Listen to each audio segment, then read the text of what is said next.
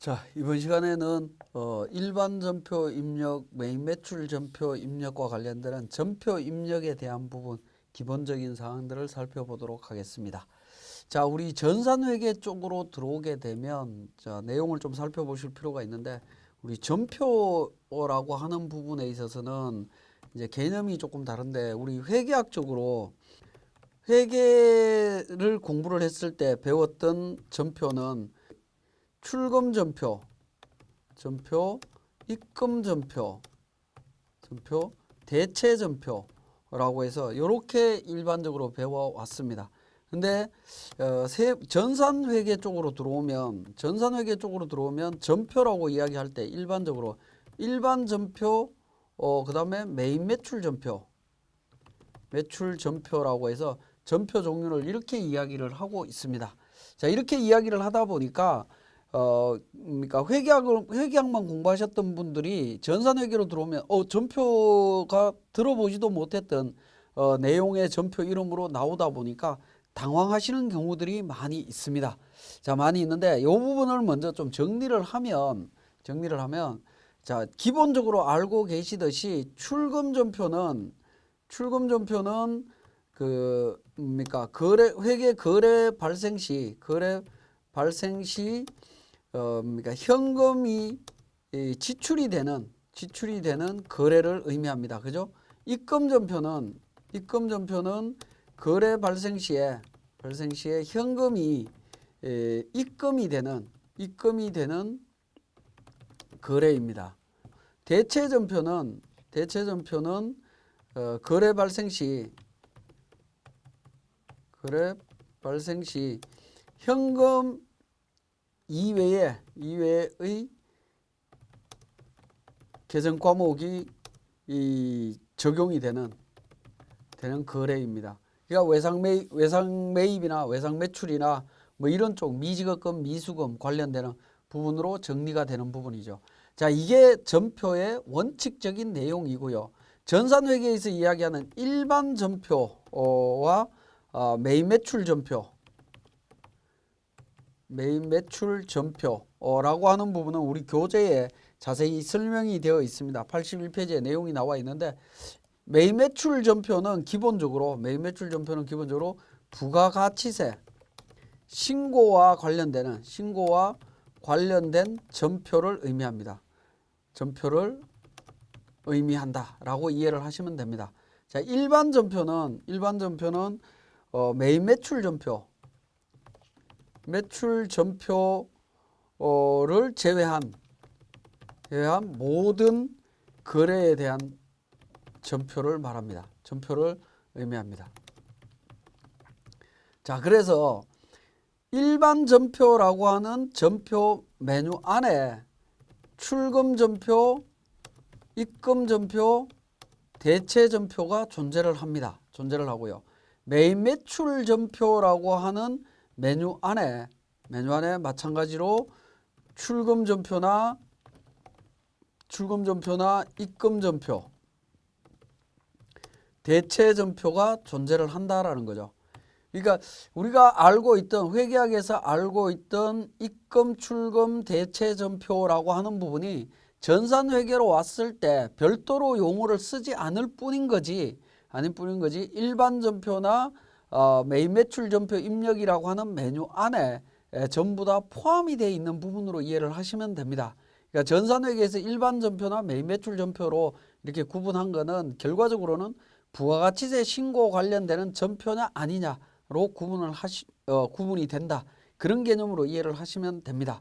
그래서 전산회계 처음 또 우리 세무사랑 프로를 처음 접하시는 분들 같은 경우에는 전표라는 용어가 일반 전표, 메인 매출 전표로 용어를 사용하다 보니까 혼란스러운 경우들이 많이 있는데 메인 매출 전표는 부가가치세 신고와 관련되는 전표로서 그 안에 출금, 입금, 대체 전표가 있다. 이렇게 이해를 하시면 되겠고 일반 전표는 메인 매출 전표 외에 모든 거래에 대한 전표로서 그 안에 출금, 입금 전표, 대체 전표가 있다. 그렇게 이해를 하시면 되겠습니다. 자, 그러면 이제 그 내용이 교재 81페이지에 있고요. 자, 81페이지에 일반 전표 입력 화면에 대한 기본적인 부분이 나옵니다. 우리 세무사랑 프로에서 회계관리의 재무회계의 전표 입력에 보면 일반 전표 입력과 매입 매출 전표 입력이라고 하는 두 개의 메뉴가 있습니다. 두 개의 메뉴가 있는데 먼저 일반 전표 입력이라고 하는 메뉴에 대한 기본적인 사항들을 살펴보도록 하겠습니다. 자, 그래서 내용을 보게 되면 지금 우리 화면에 띄워져 있는 것처럼 일반 전표 입력을 실행을 시키게 되면 이런 형태로 구성이 되어 있습니다. 그게 이제 82페이지에 전표 입력에 대한 구체적인 내용이 나옵니다.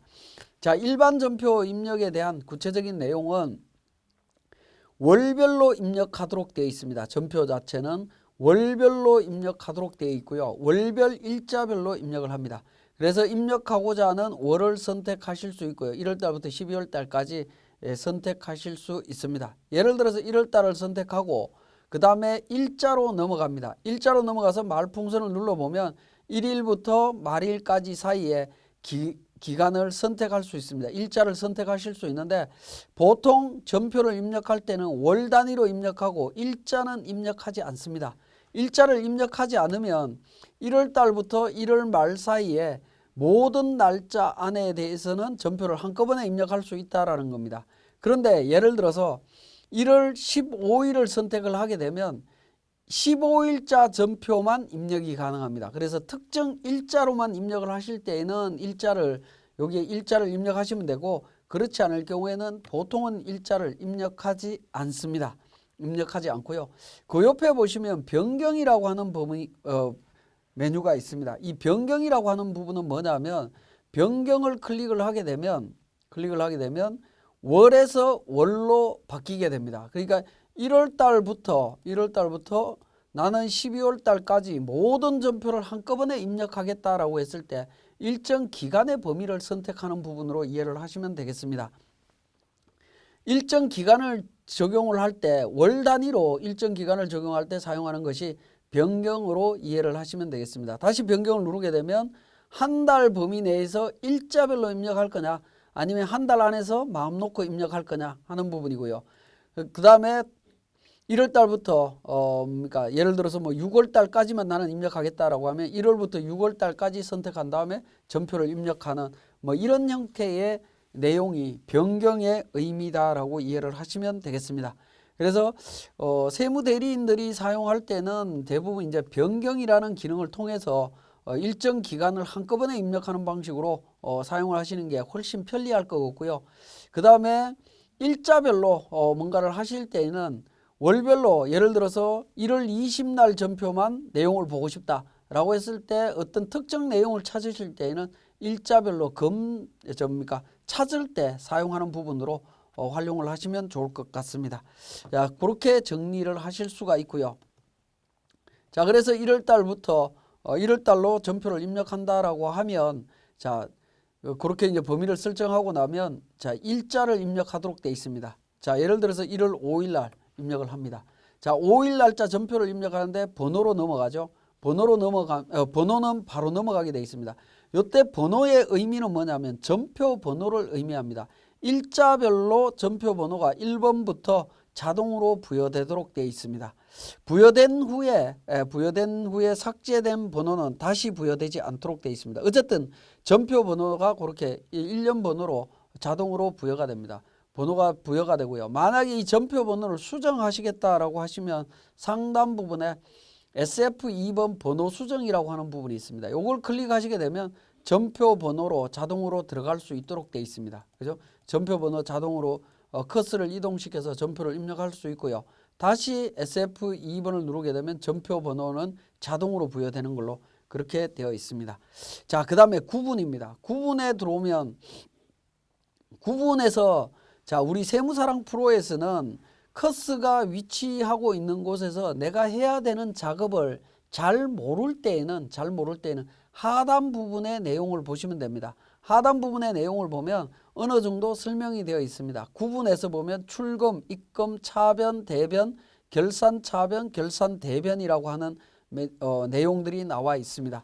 자, 1번 출금이라고 되어 있죠. 출금은 출금 전표를 의미합니다. 2번 입금이라고 되어 있습니다. 입금이라고 되어 있는 부분은 입금 전표를 의미합니다.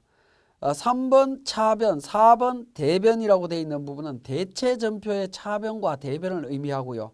결산 전표, 즉 5번 결산 차변, 6번 결산 대변이라고 하는 부분은 결산 전표를 의미합니다. 결산 전표를 의미하는데 결산 전표는 일반적으로는 사용하지 않습니다. 사용하지 않기 때문에 대부분은 1번에서 9번에서 1번에서 4번 내용으로만 사용한다라고 보시면 되겠습니다. 5번과 6번은 결산 전표는 우리 회계관리에 결산관리에 있어서 결산자료 입력을 통해서 자동으로 붕괴되는 부분이기 때문에 일반적으로는 사용하지 않습니다. 자, 우리 교재에 보시면 83페이지에 대차가 일치하지 않으면 입력 화면 툴바에 대차 차액이 표시되고 양수인 경우에는 차변 금액이 더 크고 음수인 경우에는 대변 금액이 더 크다라는 의미로 나와 있습니다. 그 다음에 전표 번호를 수정하고자 할 때는 툴바를 통해서 툴바에 있는 SFE 번호 수정을 통해서 적용한다라는 내용으로 나와 있습니다. 자, 어쨌든 전표를 한번 입력을 해보면 자, 출금 전표입니다. 출금 전표는 1번이죠. 1번이고요. 자, 계정 과목 입력을 합니다.